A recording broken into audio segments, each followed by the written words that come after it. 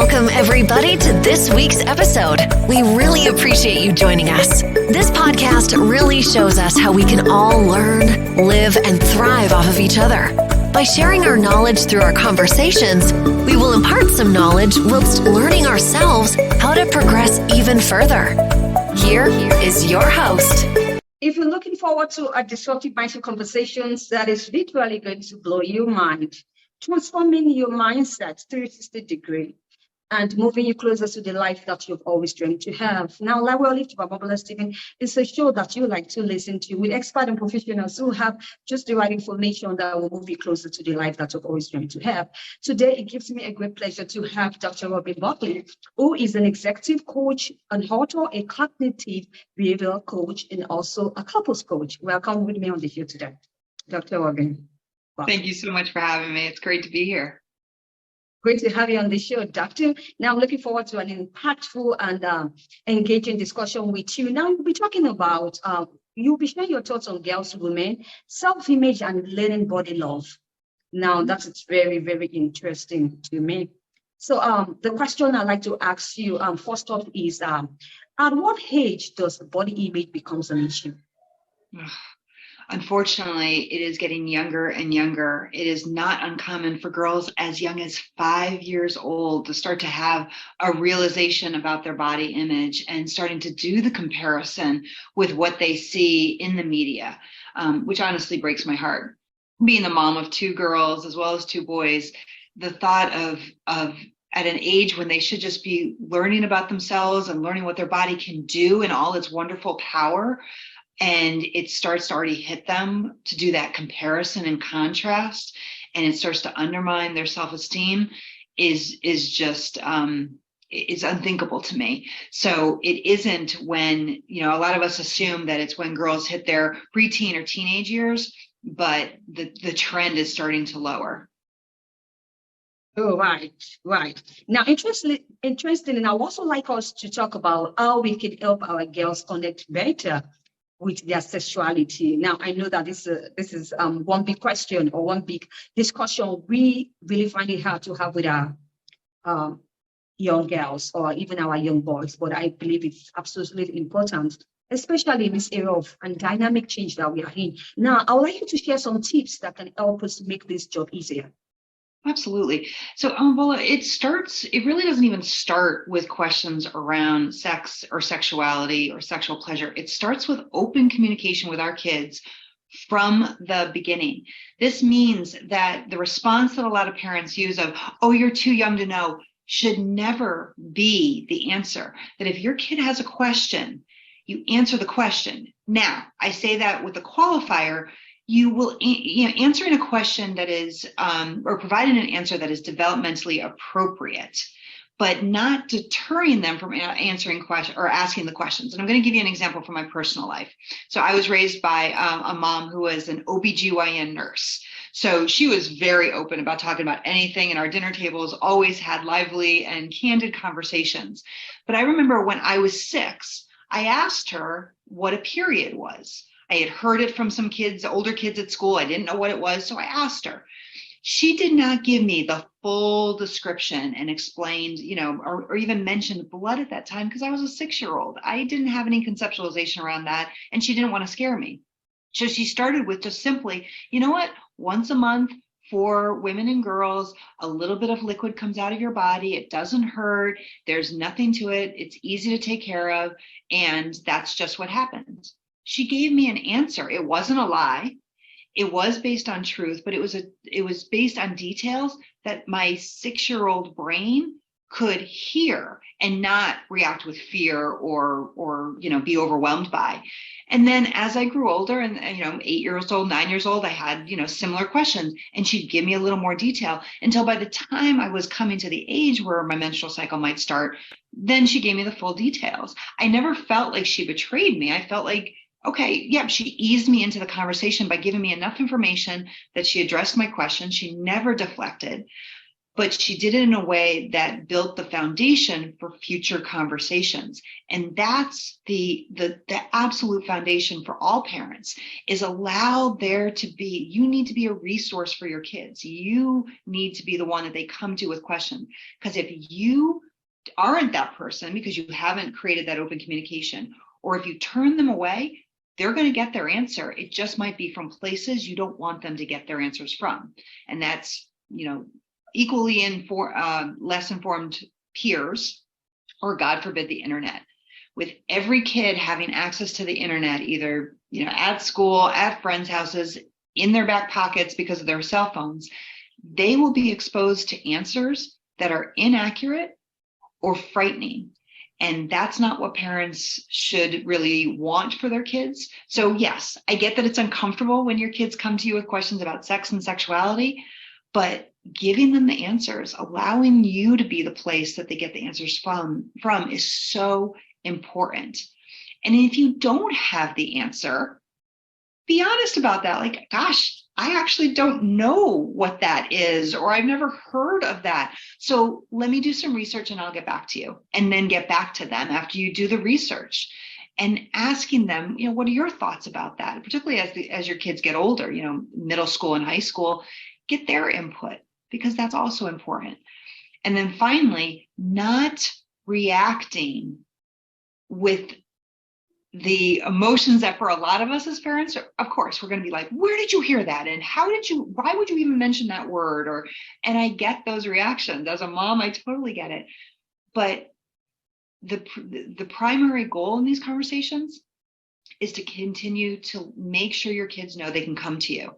And so sometimes checking your reactions in light of that goal is also part of the process. Right. Now, Dr. Robin, on the flip side, these kids are not really interested in talking about this issue, right? Sometimes you approach them, you want to, talk about the sex education, and they're just telling you, oh, Mom, I'm not interested. I don't want to talk about it. Now, what's the way forward? Yeah, I think that's understandable, and for a lot of kids, it's equally as uncomfortable as it is for the parents. But what I usually do is I help parents think about it from the side of their professional lives. So I'll ask parents, okay, so when you're at work, whatever your role is, and you have to have an uncomfortable conversation with someone, do you accept the answer of, I don't want to talk about it with you? And most people would say, well, no, and you have to have some uncomfortable conversations. And I have parents dive into, okay, what do you do in your professional lives to encourage those conversations? And some say, well, I set a deadline, like, okay, we don't have to have it right now, but on Tuesday next week, we're going to book some time and we're going to have a conversation. Or they'll ask their colleagues or their people they supervise, okay, what would make this comfortable? Would it be more comfortable if we did this through email? Would it be more comfortable if we did this through Zoom rather than sitting down across a table from each other? So I have parents tap into what they do really well in their professional lives and apply it to their conversations with their kids. And sometimes they're like, no, it's different. I'm like, it's not different. Your kids are saying, I don't want to talk about this with you. And that wouldn't be acceptable at work. So how can you make it work at home? What can you take from your work life and apply it at home? And when they start to think of it in terms of that, it actually helps a lot of parents think about it more objectively. Because of course, we're not very objective when it comes to our kids. We tend to be very subjective and emotional. But when they start to think of it as they would at work, it's like, oh, okay, well, someone just flat out said they're not talking to me about it. I would set up a process. I had one mom, she created an agenda for the conversation. So her kid had a heads up, hey, we're going to be covering these topics and I want you to know, but we're going to make this as comfortable as possible for you. So there was no surprises. There was no, ambushing her son. He knew this is what we're going to cover. And it actually helped him prepare himself with questions that he's like, okay, if I have to sit and talk with Mom, this is what we're going to, this is what I'm going to bring to the table. So I think there's lots of ways to do that when your kids just don't want to. You can make it work by sometimes using some of the skills you have in other areas of your life and applying them. Right. Now, on learning the ifs of body negative, classist, and also racist garbage that contributes to the ways we might hate or dislike our bodies. Now, it's really a journey that we all need to embark upon at one point or another. And I'm certain that you agree with me, right? So my question to you is that how can we ensure that we are modeling the positive or the right positive body attitudes for our kids and those who look up to us? Yeah, so we have to emulate what we want for our kids. And I can't speak as easily for dads and men, but I certainly can for women. We need to start with ourselves and giving ourselves grace, allowing our kids, particularly our daughters, see us as accepting of ourselves. That's where it starts, because they're going to model what they see. If they see us in the mirror, pushing, flattening our stomach, trying to like suck in our stomach or flatten, the pants around our hips, they're going to translate that into, there's this discomfort and it's not what I want it to be. If they hear us talking about, I really should go to the gym because I ate a piece of cake yesterday, that's how they translate it. It doesn't have to be as blatant as, oh my God, I'm so fat, which is also not acceptable, but kids pick up on all the subtle details. And if we can't accept for ourselves, hey, I'm healthy, and regardless of what size I am, as long as I'm healthy, that's the most important thing. And yep, I am not one of those models from, the internet, but I don't want to be, because that's not real. I'm going to be a perfectly, wonderfully flawed individual, because that's what makes me unique. It is not just saying the words, it is believing them and really ingraining it into our heads. And I always say, if you can do that before you have kids, that's the advantage for you. And then it becomes your truth when you actually have those small little super observers in your home who pay attention to everything. So when we're talking to our kids, it is about health at every size, that we are talking about our bodies and food in terms of health, fuel, nutrition, but it's not about pounds, sizes, or a specific look. All right. Now, Dr. Robin, you emphasize, focusing on girls. Does it mean that we also we don't need to address this important issue with our boys? Or right? No, of course not. Boys need to hear it just as much. And honestly, eating disorders among boys have risen over the past 2 decades. So I appreciate you making that note, because it is true that, and it's not just for our kids, whether male or female, it's also their perception of their future partners, whoever they may be with, whether it's, same sex or opposite sex relationships, the reality of, okay, what I see on the internet is not necessarily what I'm going to be dating, because again, that's not reality. And I shouldn't have that expectation that my partner will look a certain way, because again, it's about health, it's about nutrition, and it's about fuel. So you're absolutely right. It's not just for females. It is absolutely for males and for, girls and boys. And it's also for them, as well as their perceptions of their future potential partners. All right. Now, Doctor, the media is doing more harm than good when it comes to body image, especially talking about the social media and Instagram in particular. Now, I want us to talk about the classic camps of body positivity. Now, the first group is fighting for women to be valued as more than bodies to view, while the second group also, they're fighting for more women's bodies to be viewed as valuable. What's your standpoint on this? And what was the last question on the ball? Yes, the question is, now we're talking about body positivity, right? Now, there are 2 groups, right, we want to talk about. And now the first group is fighting for women to be valued as more than bodies to view, while the second group, they are fighting for more women's bodies to be viewed as valuable. Now, I would like you to share your thoughts on this. Oh, that's a hard one. That's a great question. I think that I always start with, what does that specific woman want? What I want isn't necessarily what you want, and how you want to be viewed isn't necessarily how I want to be viewed. And I think that when it comes to women and their bodies, it's allowing it to be about choice and what they do to promote the ideas that work for them as a powerful woman. If you find power in using your body to articulate a message, who am I to say that that's wrong? As long as you are making the message independently and from a healthy place, then it's your body to decide.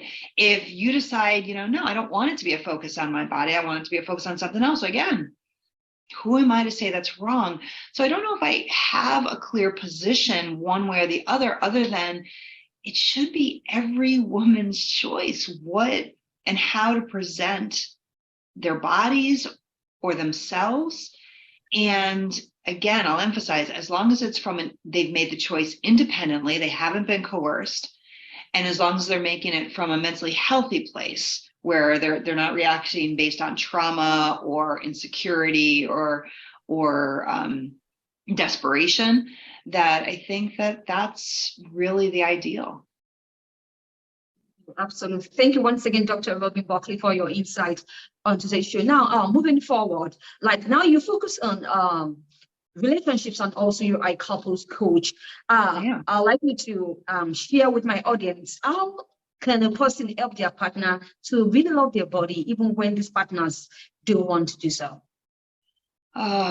So it all comes down to, and I started our conversation talking about communication between parent and child, and the same is true with partners. I think that we do our partners a disservice when we just expect them to know how we want to be treated or how we want to be talked to or how we want to be appreciated.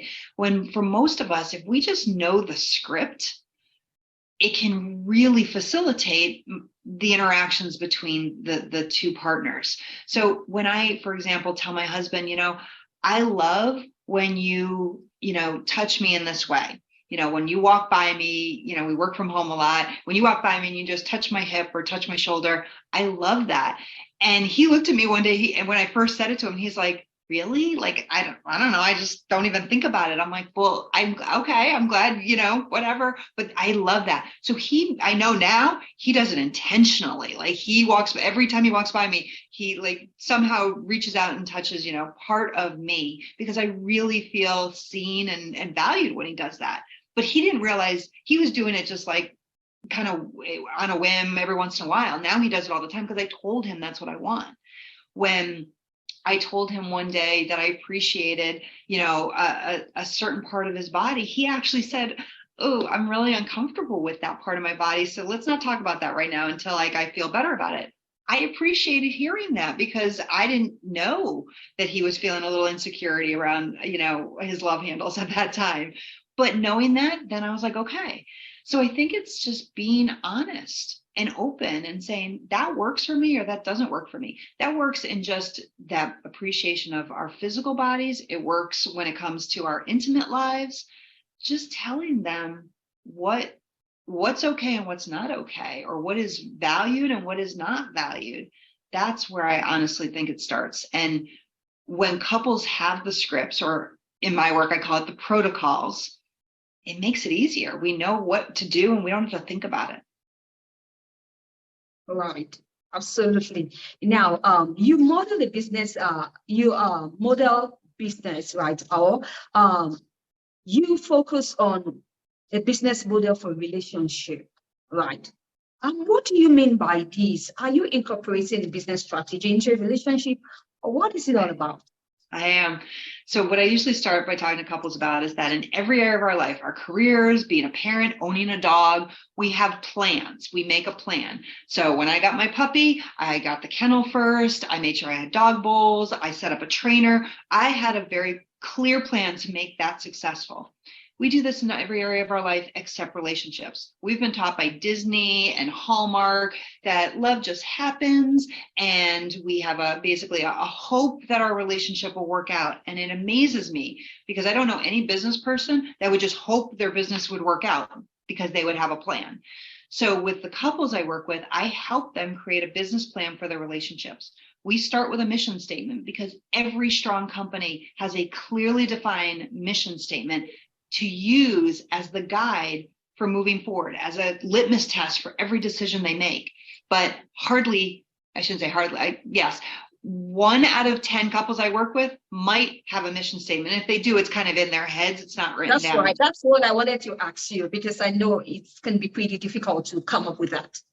Yep. So that's their first homework with every couple I work with, is they create a mission statement, a written down mission statement, and then they put it places where they can see it on their phones or post it on their laptop. So it reminds them what the goal of the relationship is. And then we work through a lot of other business concepts and variables. We talk about key performance indicators to evaluate progress. We talk about delineation of roles and titles. We talk about agendas and setting up business meetings that talk about their relationships. So I take a lot of the variables that make businesses successful and we apply it to the relationship. And it's so fun to watch couples really gravitate around this idea, because it brings them to an objective place where they can make strategy and plans for their relationship for success. Oh, are you kidding me that this is really fun and interesting? Because I'm getting to think that, there's a lot of formality in this. It is. It's and a lot, initially I will say most people I talk to, at least one, if not both partners, are like, come on, it's different with a relationship. And I'm like, but it's not. We've been taught it is, but it's actually not. Because when you have the protocols, the plans, the strategies for communication, for how to manage crisis, you don't have to think about it in the moment, because when we think about it in the moment, that's when emotions tend to get in the way, when we don't know, what is our protocol for handling something. And that's where things can go really wrong. But if, one of my couples once told me that when they were in the middle of a very difficult crisis, they had printed out their business plan and they looked at it and they're like, okay, this is our protocol for crisis. This is how we handle it. Let's walk through the steps. And while it didn't go flawlessly, because there was no, as you know, in business, sometimes you try things and it's like, ooh, okay, this one needs to be tweaked. This area needs to be tweaked. But at least it gave them the starting point. And when they did their analysis against their KPIs, they said, okay, it was about 75% successful. And the other 25%, the protocol still carried us forward, but here's what we would tweak. I'm like, that's great. That's an absolute perfect representation of what this can do for you. Right. Dr. Robin, do you have any exciting information you'd like to share with my audience? Perhaps you have any projects in the pipeline you'd like to share? Yes, the project right now is finishing my book. It's called Marriage LLC, and it talks about this entire model so that people can use it on their own potentially and make it work. For a lot of the couples that I'm working with, they're really excited for the book to come out so they can have it as an additional tool to add to their business plan for their relationship. So hopefully it comes out this year. Sure.